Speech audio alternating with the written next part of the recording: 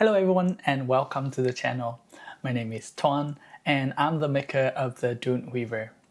For those of you who haven't heard of it before, Dune Weaver is a kinetic sand table that creates mesmerizing patterns using a marble that moves on a sandbed. If you are watching this video, you've likely seen this product before from companies like Sisyphus. My problem with these commercial offerings is that they are very expensive. And like with many other impulse purchases in life, you won't get over it in no time. But making one from scratch, now that's what we're talking about. So I set out to create one myself and ended up making 3 in the process. I have the Dune Weaver and the mini Dune Weaver available for free on MakerWall, which is linked out below. But today I'm thrilled to be soft launching the Dune Weaver Pro. I spent the last couple of months working on this, balancing this project in between so many other things going on in my life, and I'm incredibly proud to say that I have finished it. And you can build one right now with me if you want to. Before we dive into the build, let's have a look at the finished product. The Dune Weaver Pro is a 75 centimeters fully functioning coffee table that will impress anyone who looks at it. The table is powered by 2 stepper motors and 3D printed gears that control the angular and radial movement of a magnet. The magnet will move a magnetic marble on a surface with sand, which in turn creates stunning patterns. This isn't just a piece of furniture, it's a conversation starter, a sort of relaxation after your long day, and a fantastic project to learn new skills. We'll be working with 3D printed parts, motors, electronics, Raspberry Pi, and DLC32, deploying code to these devices. The project cost me 250 Canadian dollars, but your mileage may vary depending on what you have on hand. So let's build one. The detailed written instructions are available on the project's wiki page, which is also linked out below. We start with the 2 NEMA 17 motors and connect the motor cables to them. You want to label your motors like this so that you know which motor is which axis. Next, we need the motor base. I added 2 pieces of EVA foam here to dampen some of the motor vibrations. Next, weave the cables through the holes and add the motor in place.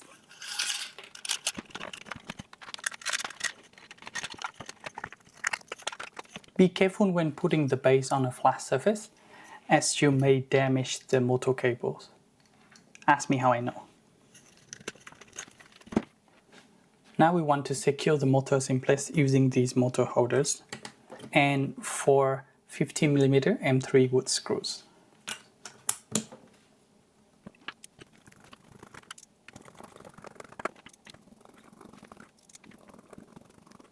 If you want to, you can use 8 10mm M2 screws to secure the motors even more, but that's optional. Next, we want to work on adding the angular gear.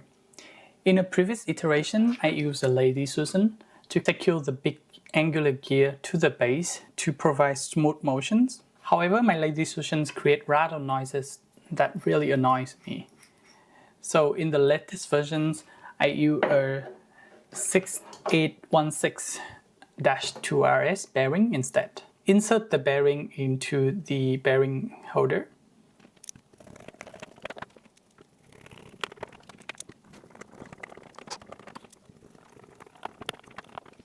If the bearing is loose here, I have these 2 holes so that you can use an M4 set screws to hold the bearing in place better.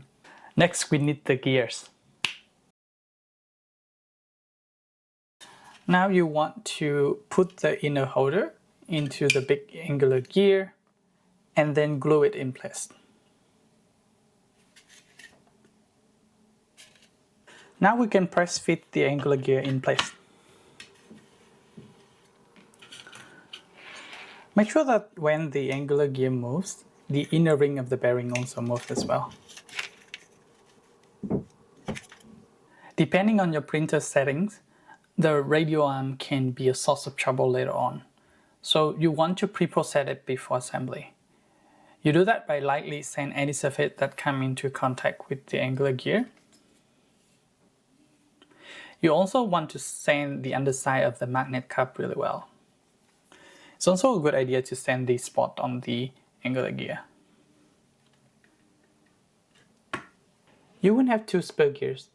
They might look the same, but there's one that is slightly larger. The larger one will go on the outside, and the smaller one will go on the inside.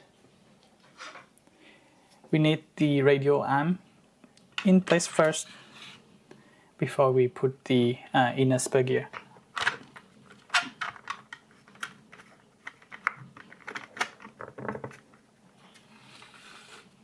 For the magnet, depending on what size magnet you have, you can select from some pre-made magnet cup insert, or you can create one yourself using your favorite CAD software.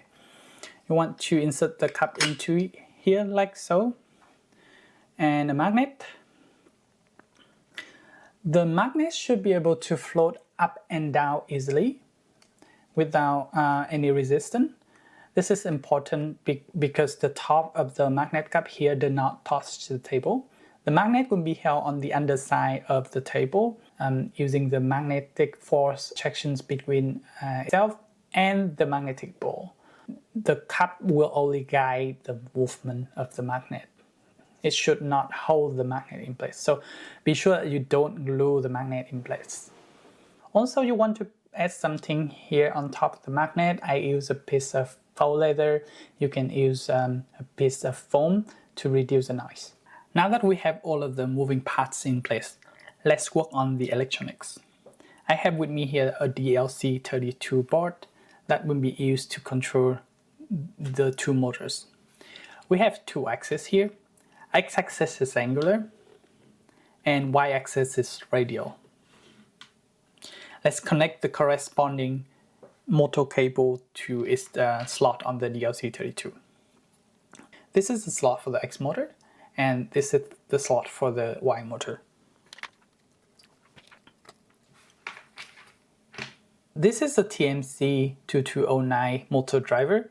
It is very important that you install these onto the board before supplying power, or you might fry your motor. You will see on the motors that there's a pin called N enable. You want to line that up with the enable pin on the DLC32. I know that with my particular driver, the orientation is like so, that the potentiometer is close to the motor cable, but double check your motor driver schematic. Now we can add a power source to the DLC32. The recommended power source is 12 volt, 5 amp for our table. And you do that by plugging it in like so. Make sure that the 3 LED lights here are lined up correctly. If any of them are off, immediately take off your power supply. Next, we need to set the correct VREF for these motor controllers. You do that by turning the potentiometer screws. These screws will control how much current the motor is supplying. And if you supply too much current, the motor will heat up. And in some cases, it can even melt the plastic and not move at all. If you supply too little current, on the other hand, the motors might not be able to bear the load and it will skip some steps, which we obviously don't want. So we want to set the VREF to about 0.7 volt, and we would need a multimeter to do that. These screws are very fragile, so use as little force as you can. I use an alligator clip like so on a screwdriver so that I can measure and adjust at the same time. You want to set your multimeter to direct current, measuring voltage. You can use any ground pin for the black rope and use a screw to adjust the potentiometer. Mine is set to 0.547 now, so I can turn clockwise to increase it. You can see that I turn clockwise, the voltage slightly increased. You want to set it to about 0.7.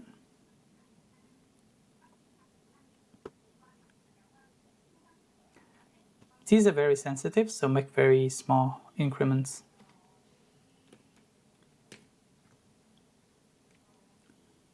So I can confirm that I have 0.7 volt for both motor controllers. Be careful when you do this not to touch any of the other pins, as you might short the circuit. Okay, now that we are done with that, let's connect our DLC32 board to our computer and go from there.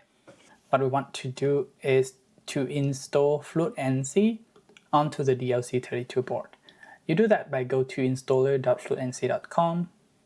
You can connect and select the corresponding board. I have FluidNC already installed on my DLC32, but you can do that easily by going here, select the latest versions, and install. I recommend for now just stick with no Radial, but you can experiment with Bluetooth or Wi-Fi later on. After installation, you should be able to go home and see this screen right here. What we want to do is go to File Browser and upload the corresponding config to the DLC32. This is the GitHub repo for the project, and you can find the config for your corresponding table here. You want to go into firmware, select Dune Weaver Pro, and use the config.yaml file here. Want to copy the content of this file? Go into here, create a file named config.yaml if it's not there already, and then you can paste the content of it here. And then you save. After making any changes to the config, we want to restart the board so that the config is active. Next, we want to move back to the repo. Go to Wiki, and down here, go to firmware. You can see that we already finished uploading the config after this stage. Now we want to run these commands to make sure that the motors are moving in the right directions. So the first command here, the radio arm should move outwards. So we can go back here, go to terminal, and paste in the command, and let's run the command. You can see that the radio arm correctly moved outwards. Okay, let's try the second command. Go back here, paste in the command, and we can run it.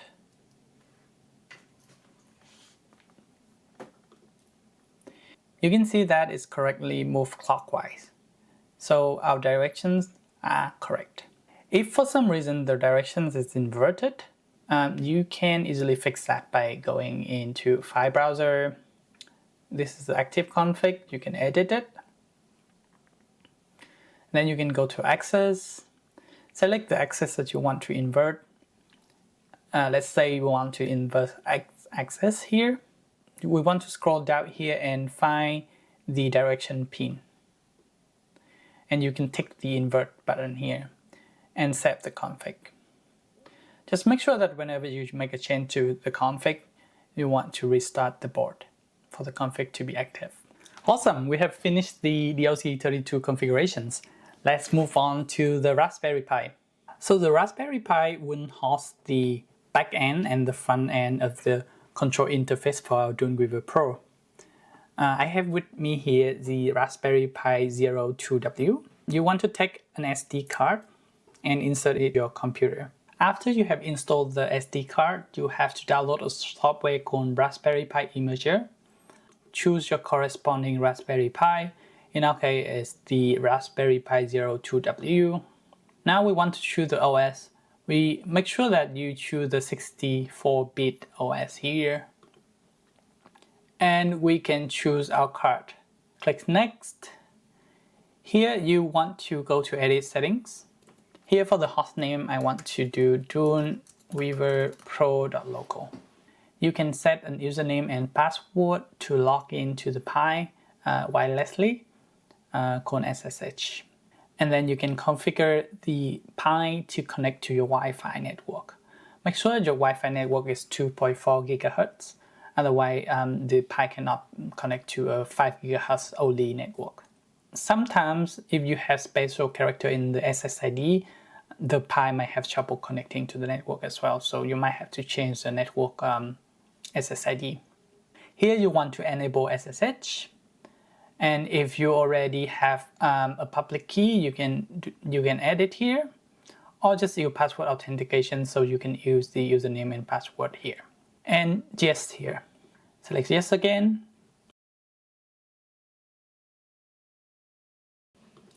Okay, all done. Now we can take out the SD card and put it back to our Raspberry Pi.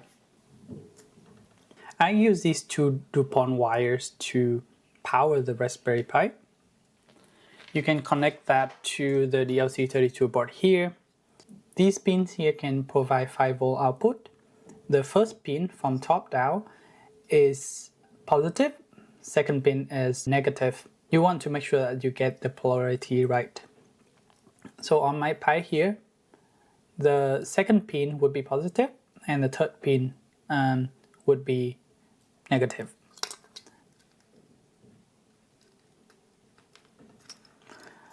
I can connect them like so, and if you see a light here, then the Pi is on.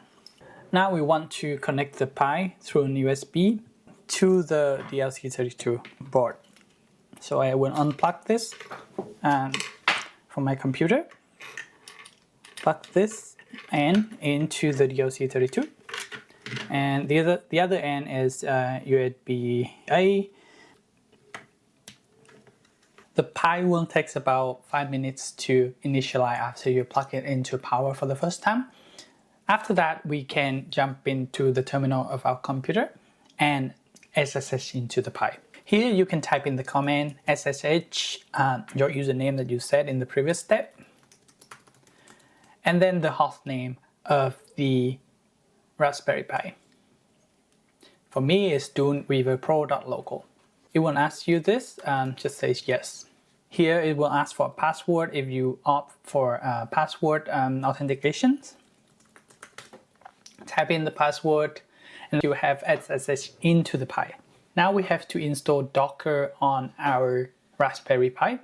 You do that by pasting in this command and run. Okay, that takes a while.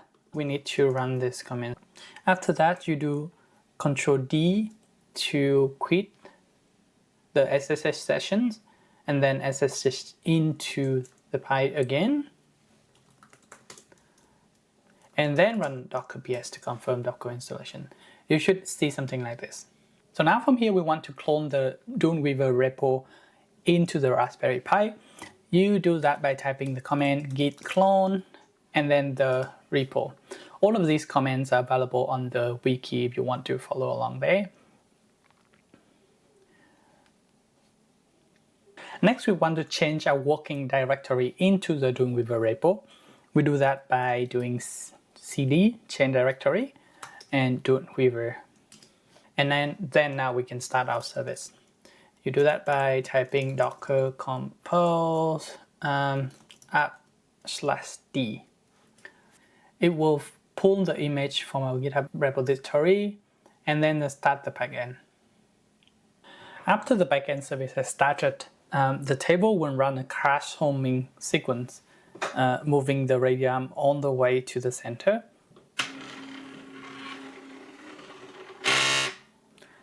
The noise at the end is expected, and only one motor is expected to move during the sequence. Sometimes the homing sequence might not run. You can access the website by going into your host name, duneweaverpro.local, and then try manually homing the device. The table should be connected and the status up here should be green. If not, you can go into settings here and check if the port is available here. If none of that works, you can go in here and check the logs to see what's going on. You can share the logs to the Discord channel for help if you need to. Alright, now that we have the Pi and the DLC32 working, let's work on the ESP32 to control the LED. Plug in the ESP32 board into your computer.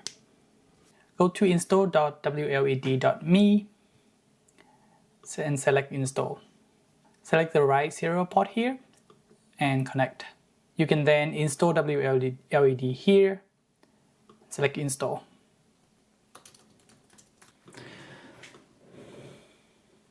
Alright, here we want to configure the Wi-Fi. You want to select your Wi-Fi network and type in the password.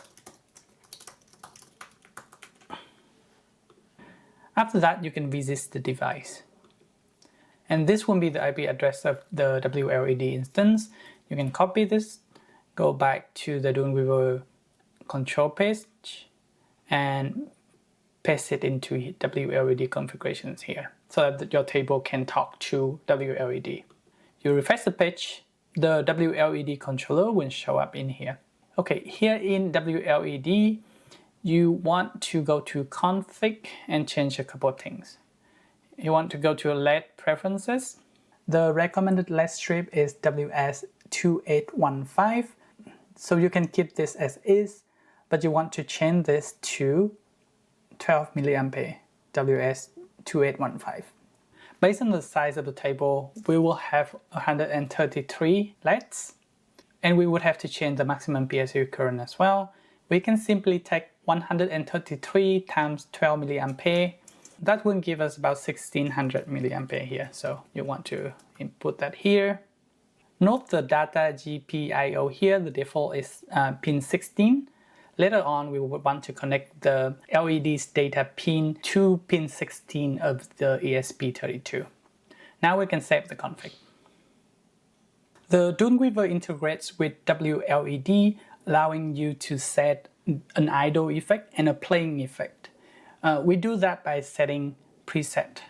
So let's say for the idle effect, we want a solid pattern and a solid effect and a yellow color. You can select that. And then next you can go into presets. Now we can add a preset. ID number 1 will be corresponding to the idle effect. So we can save that. And we can change this to idle. The name does not matter, but it's easier for us to know what's going on. Okay, next we can set a playing effect. I like my playing effect to be rainbow, so I can set that. Go back to preset, add a preset, change this to playing, and save to ID number 2. And that's it, we're done with configuring WLED. Now that we're done with the electronics, let's move on to the hardware. We start by assembling the steel bars of the IKEA table like so. Next, flip the table around and assemble the motor base in place. Make sure that your wires are not caught in the steel bar. Weave the motor cables through the hole like so.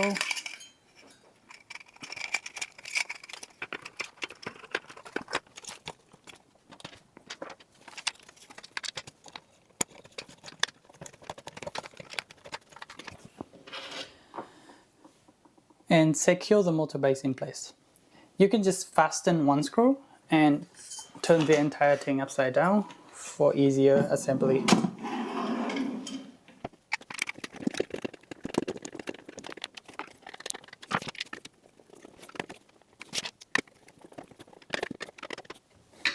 Make sure that everything is securely tightened. Now that we have the base in place, let's install our electronics. These are M3 10mm screws, self-tapping screw that you can use to secure the electronics in place. You want to start with the Pi first, because we don't have a lot of spaces in here.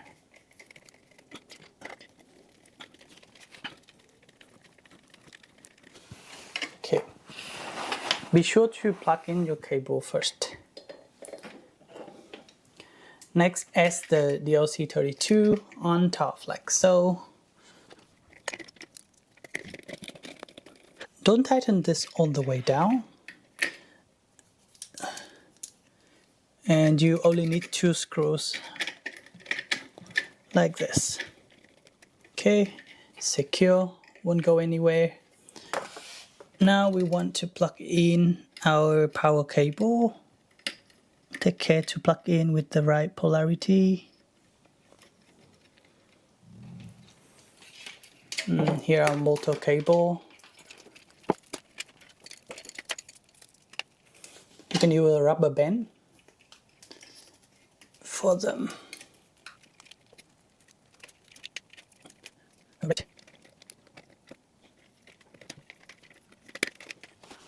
Okay, next we have our ESP32 right here.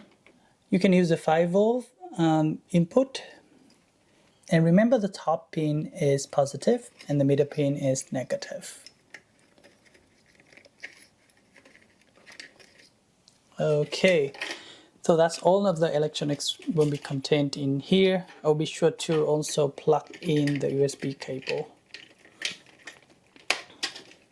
to the DLC32 like so.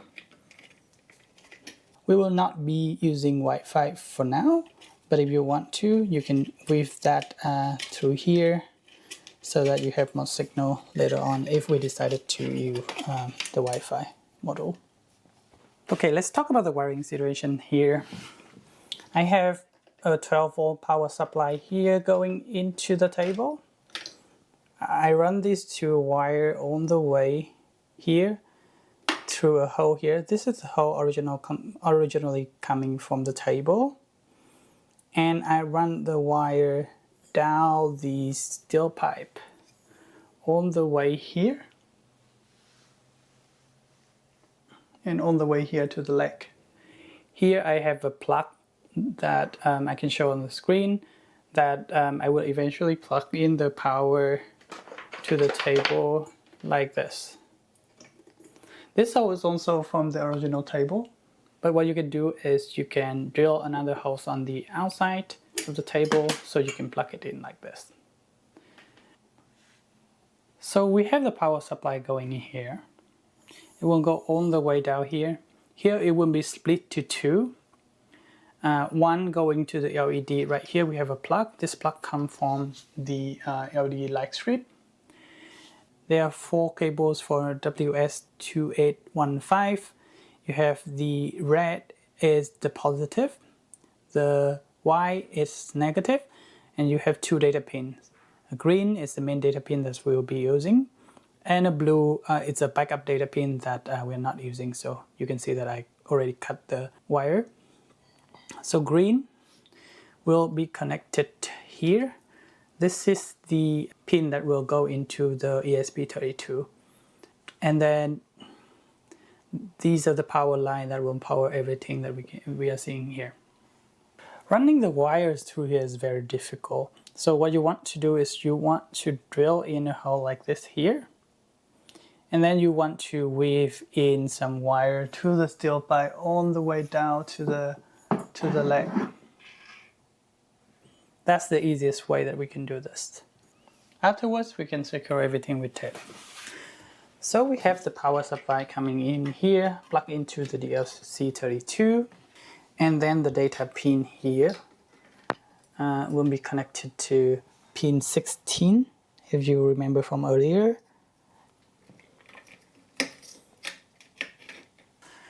And that's it. You can cover all of the electronics. There are 3 regular leg pieces that you can use the original screw that come from with the table, and you put it in here. You secure the screw. I also put like a little bit of a pad here to protect the floor. And this is the special leg piece that we will have to solder in place so that we can plug the power in like so. Let's confirm that everything is still working. I can control the table from here. It's moving. Okay, I can try and run a quick pattern. Let's try and run clear form parameter. Yep, everything is working correctly. Awesome. Okay, now we want to build the sand bed. I already assembled everything, so it's very difficult for me to take apart everything. So I will talk you through how to do this. We want to start with the wooden base.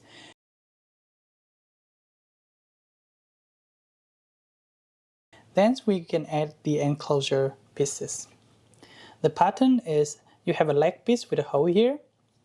You want to start with 1 leg piece and then 2 non-leg pieces. And then repeating the patterns again all over. The leg pieces will have a lip that will hold the wooden base. You have an LED piece with a hole like this that you can use to weave through the LED light strip like this. Install the LED all the way around like this. Now you can flip the entire thing upside down and caulk the connections to make sure that sand is not going out. You can skip this step if you don't take off your tabletop often. Pop in your magnetic ball here. We can work on the glass top next.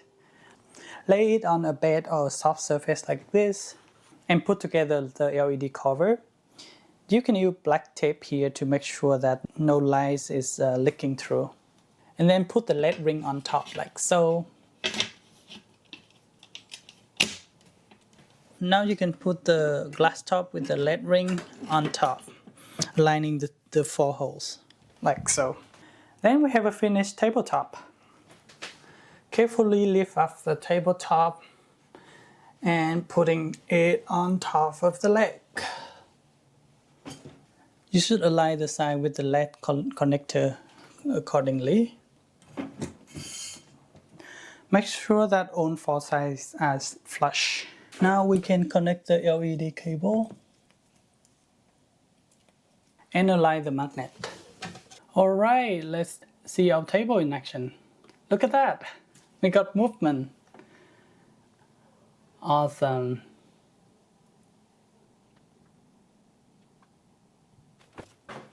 And that's the Dune Weaver Pro. I want to say a special thank you to all of these incredible people who have supported me on Patreon so far. If you enjoyed this video, please consider subscribing to the channel and joining our growing Discord community. Until next time.